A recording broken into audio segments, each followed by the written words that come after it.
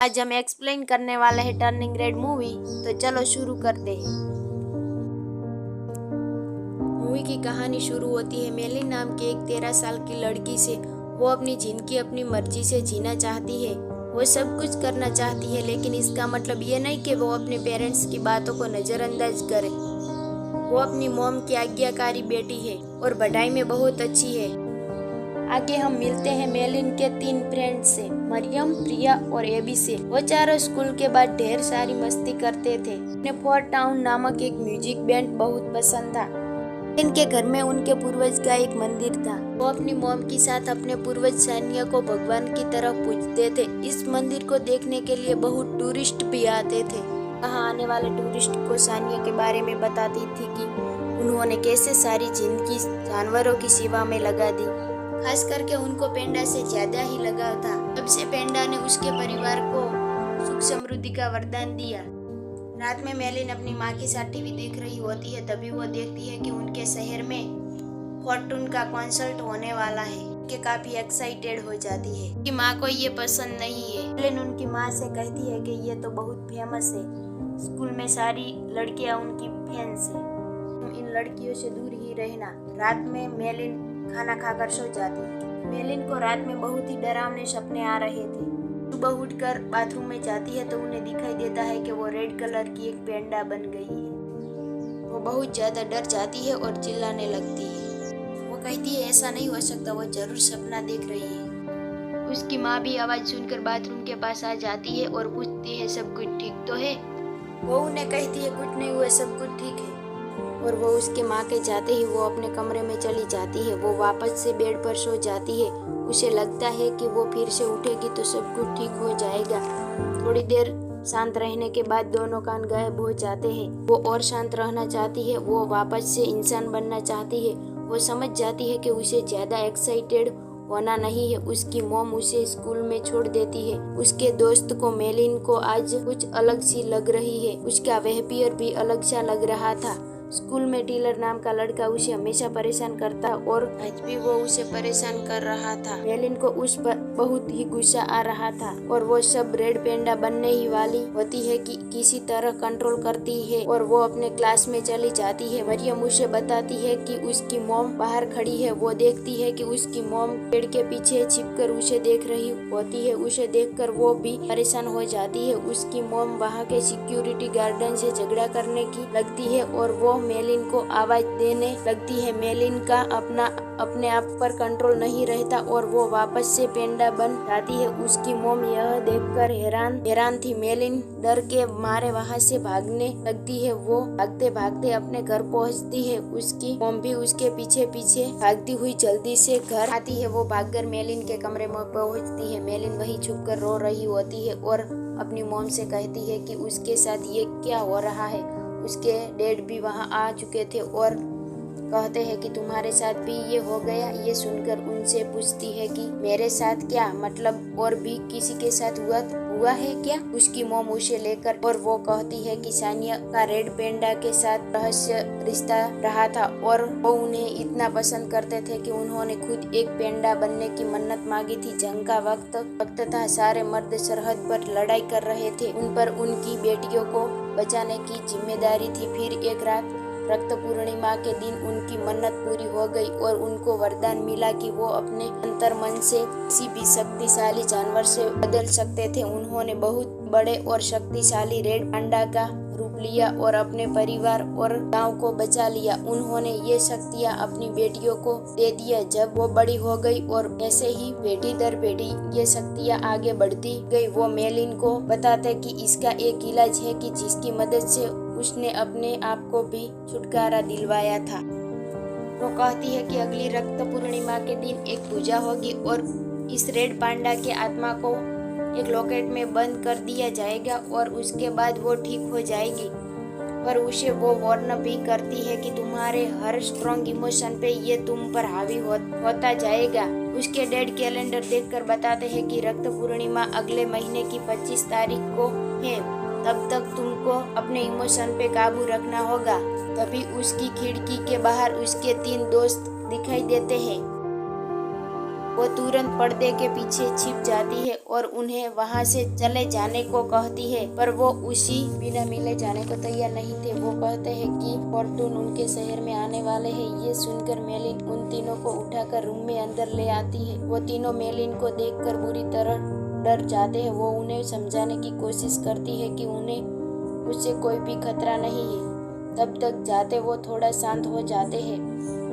वो रो के उसका दुख सुनाने लगती है। उनके दोस्त उसे समझाते हैं कि सब कुछ ठीक हो जाएगा। वो उनसे कहती है कि चाहे वो एक इंसान रहे या पेंडा, उनकी दोस्ती और प्यार उनके लिए कभी कम नहीं होगा। और वो शांत होकर वापस इंसान बन जाती है और वो ऑब्जर्व करती है कि उनके दोस्तों पर गुस्सा करने पर भी उसका पांडा बाहर नहीं आता। ये उनकी प्यार की वजह से ऐसा था। उसे अब लगता है कि वो अब उस पांडा को काबू में कर सकती है और वो फॉर्टून के कॉन्सर्ट में भी आराम से जा पाएगी और अपने पेरेंट्स से परमिशन लेने की सोचती है। मेलिन की मॉम को आने से पहले ही वो अपने दोस्तों को भी भगा देती है। तो जब भी ऐसा लगता है कि पांडा बाहर आने वाला है तो तभी वो उसके फ्रेंड्स को याद करती थी और अपने आप को शांत रखने की कोशिश करती थी। तब जाने उसकी मॉम को यकीन होता है कि वो वाकई पांडा पे कंट्रोल कर सकती है। फिर वो अपनी माँ से कॉन्सर्ट में जाने की परमिशन मांगने लगती है, पर उसकी मॉम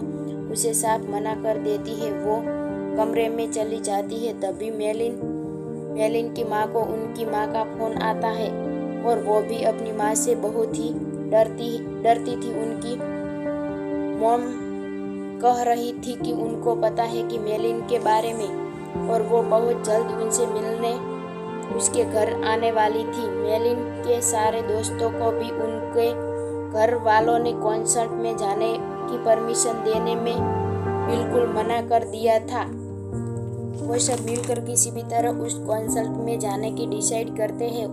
उन्हें किसी भी तरह टिकट के पैसों का इंतजाम करना था। वो स्कूल में बच्चों से पेंडा को दिखाने का पैसा लेते थे और वो अपने द्वारा बनाए गए प्रोडक्ट्स भी बेच रहे थे। दिन घर से एक्स्ट्रा टाइम लेकर टिकट के लिए पैसे इकट्ठा करने लगे। उन्होंने काफी पैसे इकट्ठा कर लिया था, पर अभी भी एक टिकट के लिए पैसा कम पड़ रहे थे। तभी उसके पास टाइलर आता है और कहता है कि कल रात उसके घर पर उसके बर्थडे पार्टी है और वो उसे वहाँ पर पेंडा बनकर आने को कहता है, नहीं तो वो उसकी माँ को बता देगा कि वो स्कूल में पेंडा बनकर पैसा इकट्ठा करती है। मेलिन मान जाती है, पर वो टेलर से कहती है कि इसके बदले उसे दोस्तों को $1 चाहिए। टेलर मान जाता है पैसा देने को। अगले दिन शाम को मेलिन बहाना बनाकर निकलने लगती है। तभी उसके घर में उसकी नानी और उसकी बहनें आने लगती है और मेलिन उनके साथ ही घर में फंस जाती है। टेलर और उनके दोस्त मेलिन का इंतजार कर रहे थे। किसी तरह मेलिन नींद आने का बहाना बनाकर अपने घर से बाहर निकलती है और टेलर के घर में पहुंचती है और वहां के सारे बच्चों के साथ खूब मस्ती और धमाल करती है और वो खूब डांस करवाती है। मेलिन की माँ रात को उसे देखने के लिए आती है और नजर उसके बेड के नीचे छिपाए सामान पर पड़ती है और वहां पर टेलर के बर्थडे का पैम्पलेट भी मिलता है। वो मेलिन को उठाती है, पर वो दिखती नहीं है कि वो वहां से गायब है। मेलिन और उसके सारे दोस्त बहुत ही खुश थे कि उन्होंने पैसा इकट्ठा कर लिया है। मरियम मेलिन से कहती है कि क्या तुम इस पेंडा को हमेशा के लिए अपने पास नहीं रख सकती? क्या वही मेलिन कहती है कि नहीं, बिल्कुल नहीं कर सकती। पूरी जिंदगी वो पेंडा के साथ कैसे रह सकती है। तभी वो रेडियो में सुनते हैं कि फॉर्टून 25 तारीख को रक्त पूर्णिमा के दिन अपना कॉन्सर्ट करने वाले हैं। तो बहुत ही गुस्सा आता है क्योंकि उसी दिन उसके घर में पूजा थी। वो चाहकर भी कॉन्सर्ट में नहीं जा सकती। उनकी सारी मेहनत पर पानी फिर गया था। तभी टेलर मेलिन को आवाज देता है कि वो वहां से क्या कर रही है, आकर एंटरटेन करे, वरना वो उसके पैसा नहीं देगा। टेलर ने मेलिन को और गुस्सा बढ़ा दिया और टेलर के ऊपर हमला कर देती है और उसे मारने लगती है। तभी वहां पर उसकी मॉम आ जाती है। अब मेलिन से सब डरने लगे। टेलर ने छुड़ाकर उसके पेरेंट्स घर ले जाते हैं। मेलिन की माँ उसकी फ्रेंड्स को उसकी बेटियों को बिगाड़ने के लिए डांटने लगती है कि तुम लोगों ने उसकी भोली भाली बेटी को फायदे के लिए इस्तेमाल किया है। वो कहती है कि मेलिन तुम उसे बताओ कि ऐसा नहीं है, पर मेलिन कुछ नहीं बताती और फ्रेंड के साथ अपने घर चली जाती है। वो तीनों मेलिन के बिना ही कॉन्सर्ट में चले जाते हैं और मिली पूजा में लग जाती है। उसे एक सर्कल में बिठाया दिया जाता है और वो सब कोई गाना गा रहे थे। कुछ देर बाद उसके पास एक रोशनी उठती है और वो जमीन से थोड़ा ऊपर उठ जाती है और उसकी आंखें फॉरेस्ट में खुलती है। उसे वहाँ उनके पूर्वज सैन्य दिखाई देते हैं। वहाँ आईना था, उसमें से होकर मेलिन को गुजरना था और अपने से पेंडा को बाहर निकालना था। वो लगभग उसे बाहर निकाल ही देती है, पर कहीं न कहीं वो पेंडा से अलग नहीं होना चाहती थी, क्योंकि इसकी वजह से उनकी जिंदगी को जीना सीखा था। वो पेंडा को उससे अलग करने से मना कर देती है।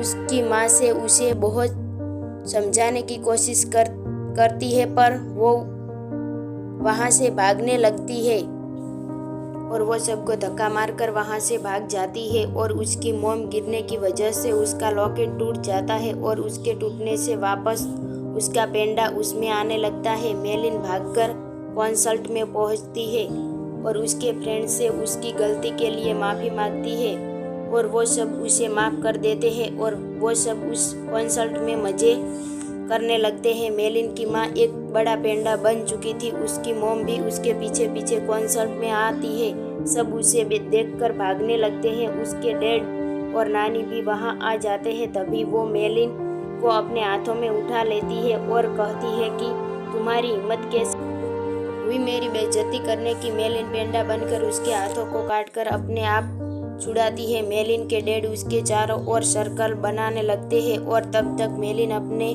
मोम को उलझाकर उस सर्कल में रखने की कोशिश करते हैं, पर मेलिन गुस्से में अपनी मोम को जोर से उसके मुंह पे मार देती है, जिससे कि उसकी माँ धड़ाम से सर्कल के बाहर जाकर गिर जाती है और बेहोश हो जाती है। अब उसे जल्द से खींचकर सर्कल में लाना होगा, क्योंकि रक्त पूर्णिमा बहुत ही जल्द खत्म होने वाली है। मेलिन उसे खींचकर अंदर लाने की कोशिश करती है, पर वो बहुत ही भारी थी। तभी उसकी नानी और सभी बहन भी अपने पांडा को बाहर ले आते हैं और सभी मिलकर उस सर्कल में लाते हैं। बाकी सभी मिलकर वो गाना गाने लगते हैं। बहुत जल्द मेलिन वहीं फॉरेस्ट में पहुंच जाते हैं। उसकी मोम और नानी सभी वहीं थे। उसकी मोम उसे सॉरी कहती है कि उसकी मोम उसे कुछ ज़्यादा ही कंट्रोल करने की कोशिश करती है, पर अब से वो ऐसा नहीं करेगी। उसे जो पसंद था वो करे। सब वापस उस मिरर से पास होकर उस पेंडा से छुटकारा पा लेते हैं, पर मेलिन अपने पांडा को अपने पास ही रखने का डिसाइड करती है और उसकी मोम को भी उससे कोई प्रॉब्लम नहीं थी। आगे हम देखते हैं कि हमेशा की तरह वो अपनी मोम के साथ टेम्पल के दर्शन करवा रही है, लेकिन वो इस बार एक पेंडा के रूप में थी। तो दोस्तों, आपको मूवी कैसी लगी कमेंट में बताना ना भूले और वीडियो को लाइक जरूर करें और प्लीज मेरी चैनल को सब्सक्राइब जरूर करें। तब तक के लिए टेक केयर, बाय बाय।